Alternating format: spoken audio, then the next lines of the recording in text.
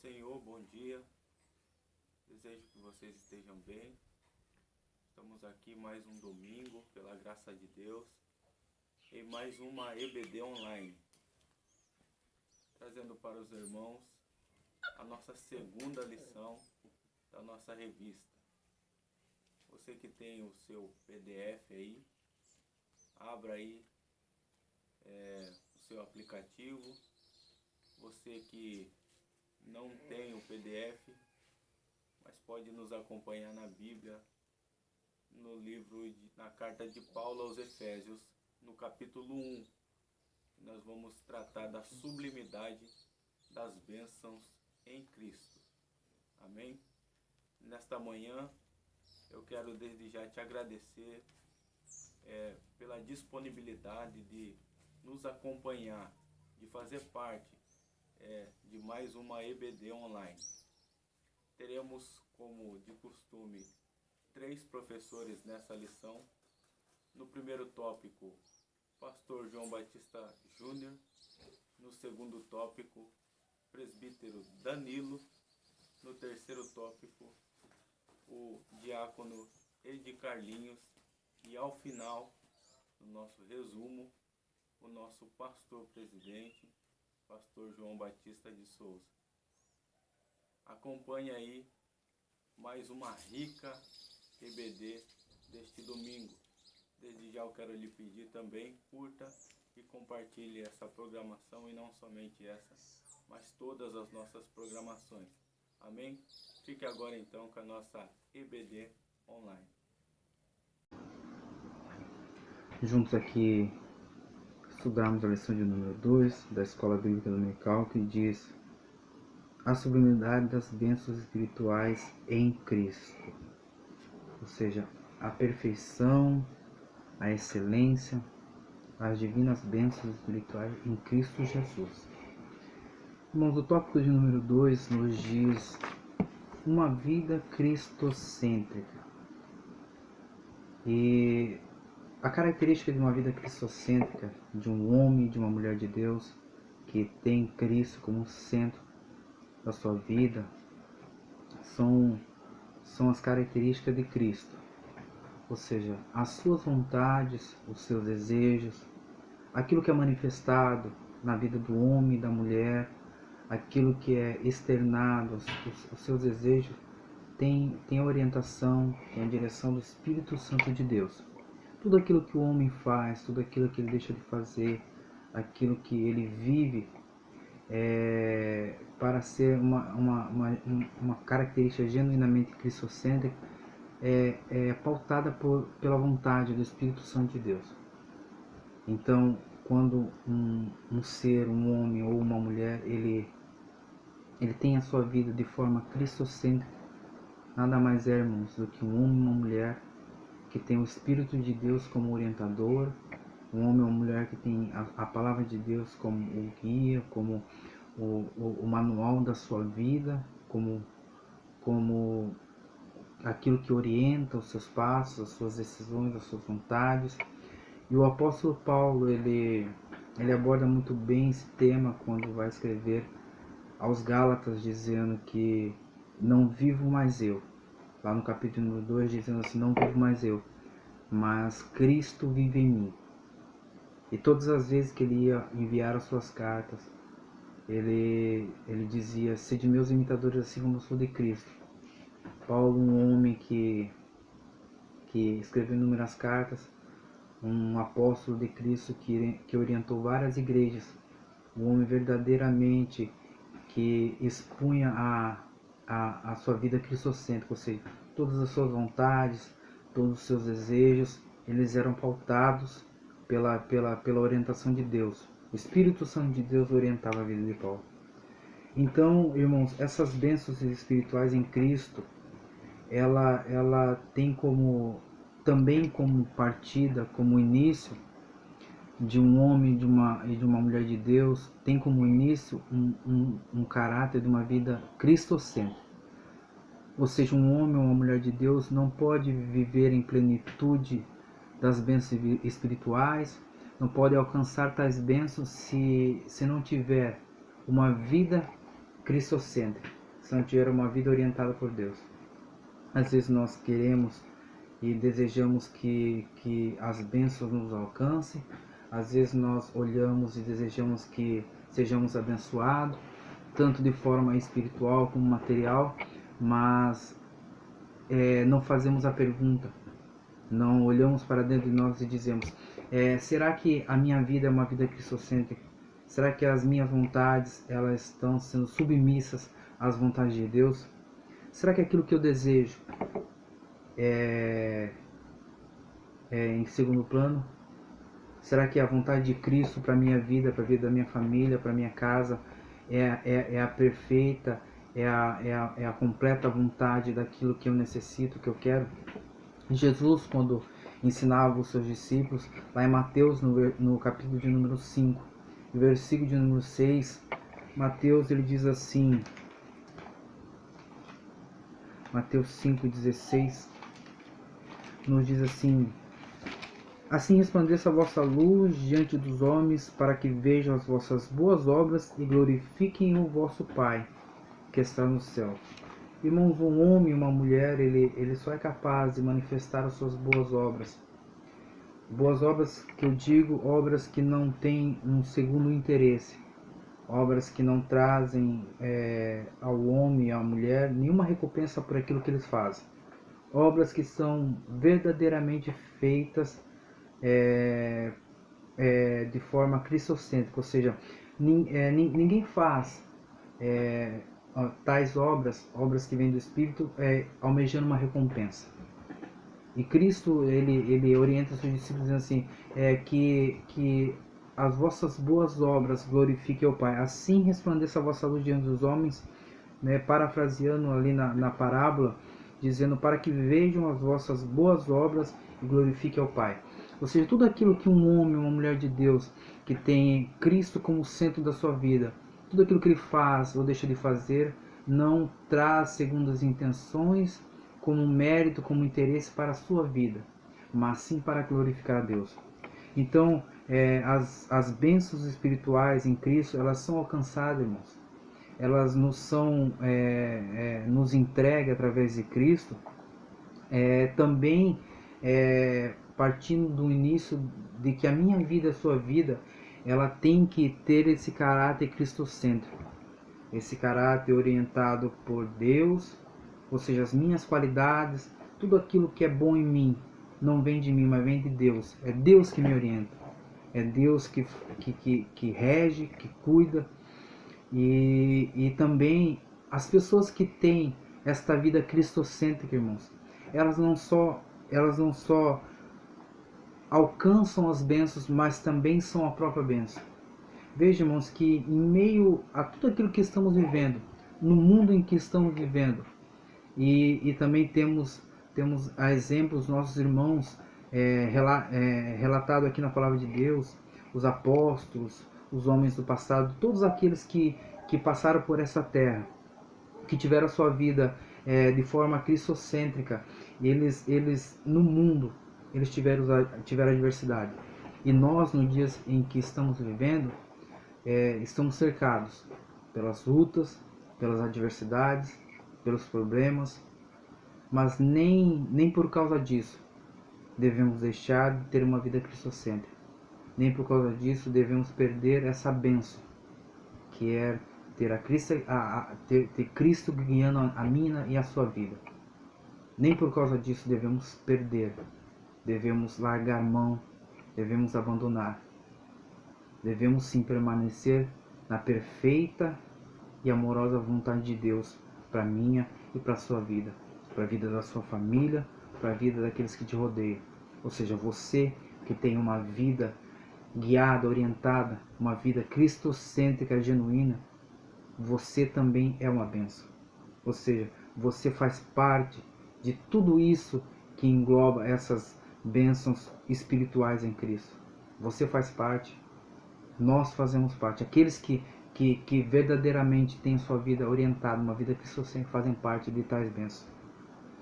Irmãos, e hoje nós temos a revelação de Deus para a nossa vida. Temos a orientação pela sua palavra, pelo seu Espírito. A igreja do Senhor hoje não pode alegar ignorância. Não devemos olhar como os nossos irmãos do passado olhavam.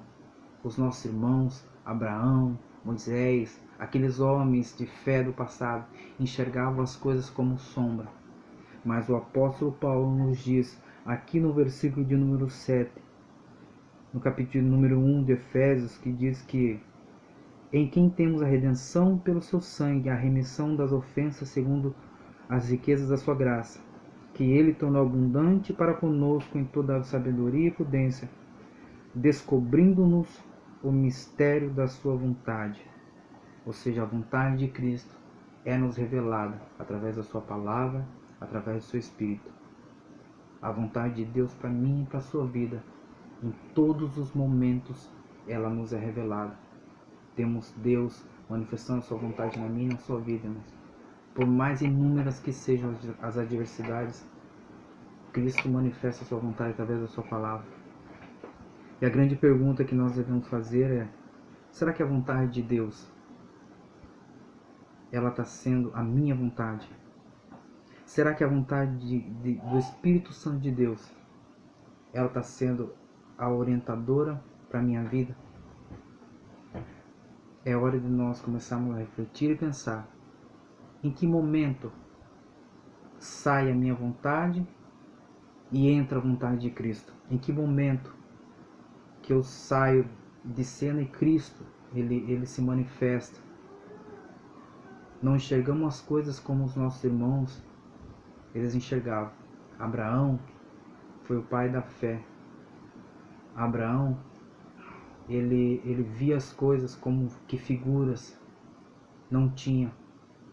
Jesus, quando já ressurreto aqui na terra e chegando aos seus discípulos, ali Tomé incrédulo, Jesus disse: Tomé, bem-aventurado foram aqueles que não viram e creram. Irmãos, nós temos a palavra de Deus, nós temos a sua perfeita e mais boa vontade para a nossa vida. Eu quero fazer parte dessas bênçãos espirituais em Cristo Jesus. Não quero só viver, mas quero também fazer parte. Ou seja, nós somos pessoas que temos a palavra revelada de Cristo através do seu Espírito. Decidimos um dia aceitar Jesus como nosso Salvador e Senhor, mas essa aceitação ela de nenhum valor terá para mim e para a sua vida se não tiver continuidade.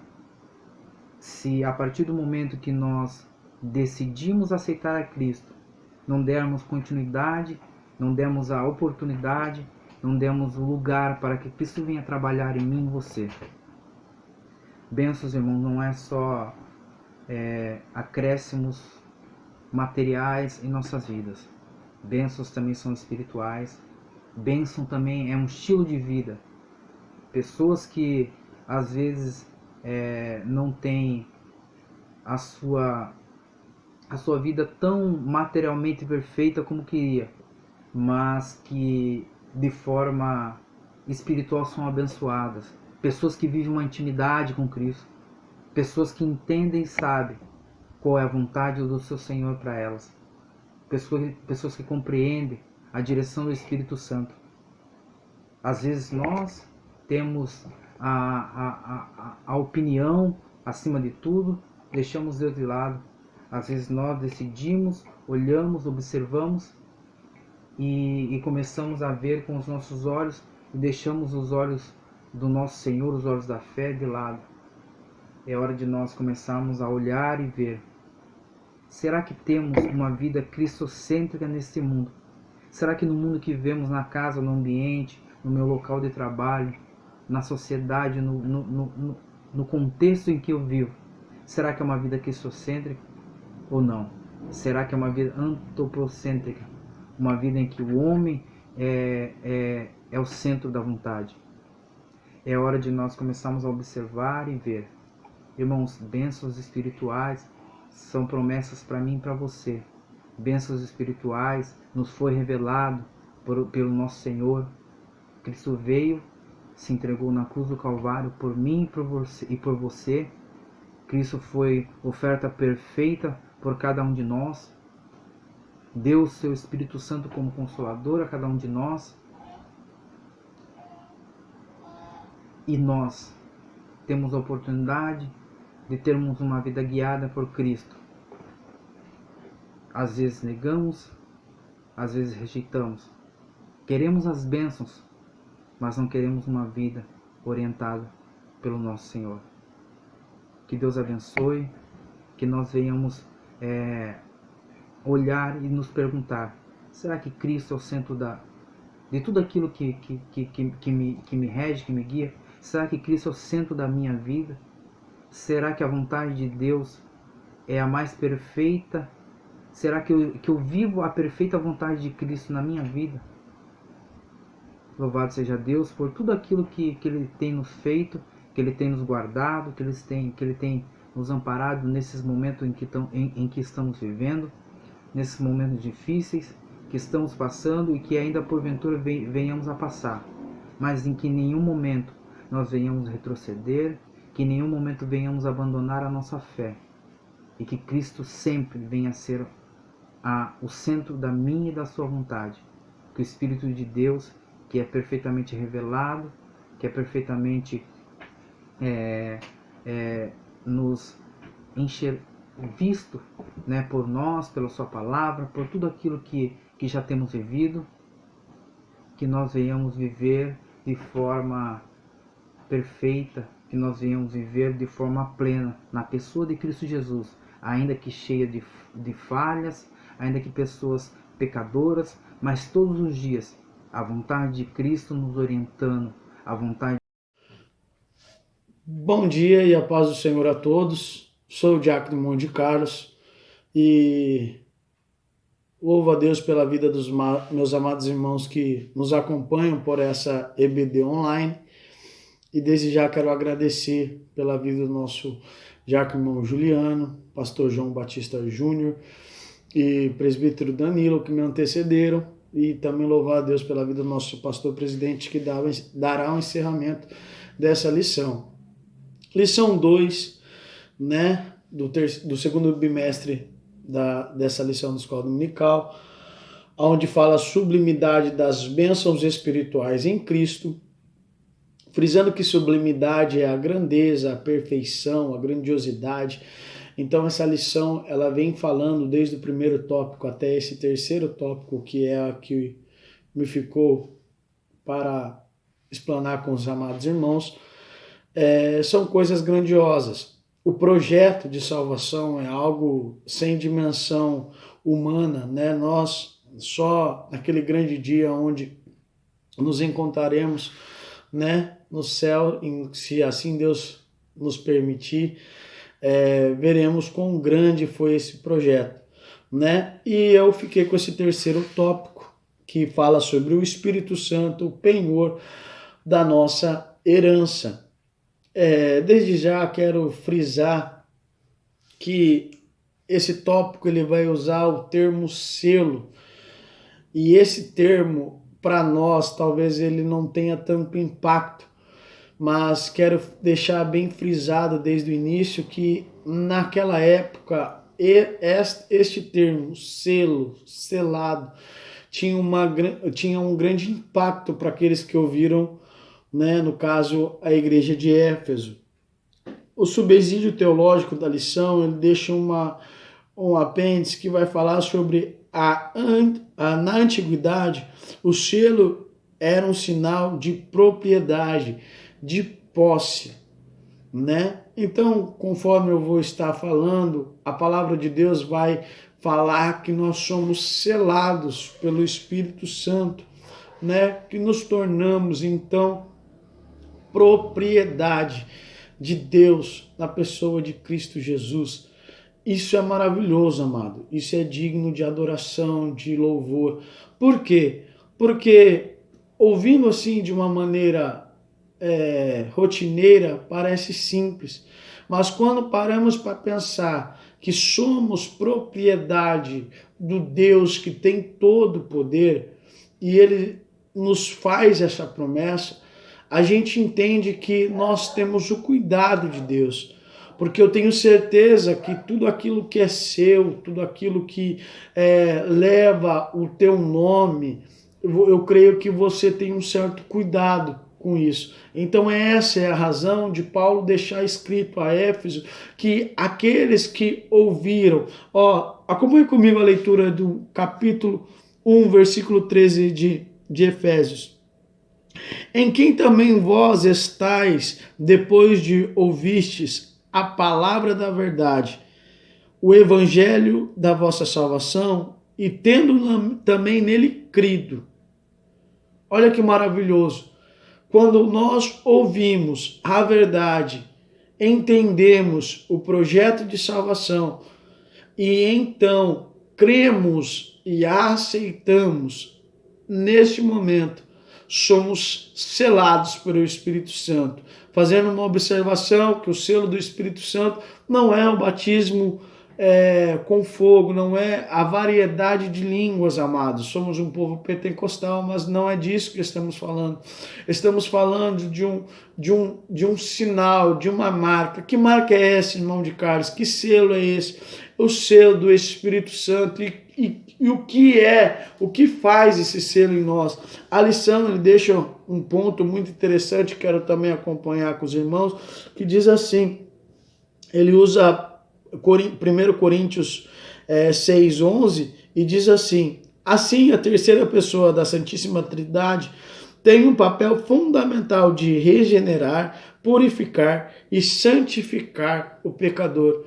Então o que acontece? A partir do momento que somos selados pelo Espírito Santo, que nos tornamos posse do Espírito Santo, o Espírito Santo ele faz morada em nós, ele nos alcança, para que haja em nós as virtudes de Cristo. Começamos então a ser purificados, nascer de novo, ter uma visão cristocêntrica, temos uma visão ao qual o nosso foco é as moradas eternas. E sem contar também que há a questão que o Espírito Santo em si, ele tem as suas virtudes, e essas virtudes começam a agir em nós. Como eu disse para os amados irmãos, frisando, a partir do momento que nos tornamos, aceitamos, que momento é? A hora que nós aceitamos o projeto de salvação na nossa vida. Quando nós aceitamos esse projeto, o Senhor começa, através do Espírito Santo, cuidar de nós. Mas, frisando, deixando também bem claro, que isso não é uma certeza, isso não nos gabarita para salvação eterna. Não, a partir do momento que eu fui selado, eu não perco mais. Não, amado. Nós temos que dar continuidade ao agir do Espírito Santo, temos que dar liberdade ao agir do Espírito Santo para que aconteça isso que eu acabei de ler para os irmãos. Que ele possa nos purificar a cada dia, que ele possa nos renovar, nos fazer crescer e ver como Cristo, ter uma visão cristocêntrica. E também outro ponto que a lição deixa para nós é o penhor, né? A garantia, né? O penhor da nossa herança, a garantia, o Espírito Santo, além de ser aquele que nos sela, é aquele que nos garante, é a garantia em que temos um grande valor tal em que uma das partes da Trindade, ela faz morada em nós. E isso é algo que talvez, para quem não entende, não sabe dar um determinado valor, mas imagine, a pessoa mais importante dessa terra, ela resolver visitar a sua casa.